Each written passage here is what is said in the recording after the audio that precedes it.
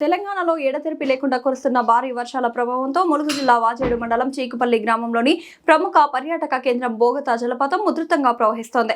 ప్రమాదకర స్థాయిలో నీటి ప్రవాహం కొనసాగుతున్న నేపథ్యంలో పర్యాటకుల భద్రతను దృష్టిలో ఉంచుకుని అధికారులు జలపాతానికి ప్రవేశాన్ని తాత్కాలికంగా నిలిపివేశారు. జలపాతం వద్ద నీటి ఉధృతి రోజురోజుకు పెరుగుతుండటంతో ఎలాంటి అవాంఛనీయ ఘటనలు చోటు చేసుకోకుండా ముందస్తు జాగ్రత్త చర్యగా ఈ నిర్ణయం తీసుకున్నట్లు అధికారులు తెలిపారు. ప్రజలు పర్యాటకులు బోగతా జలపాతం వద్దకు వెళ్లకుండా అధికారుల సూచనలు తప్పనిసరిగా పాటించాలని విజ్ఞప్తి చేశారు.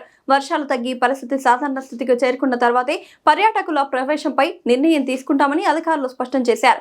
భారీ వర్షాల నేపథ్యంలో ప్రజలు అప్రమత్తంగా ఉండాలని, నదులు, వాగులు, జలపాతాల వద్దకు వెళ్లి ప్రాణాలను ప్రమాదంలో పెట్టుకోవద్దని అధికారులు హెచ్చరించారు.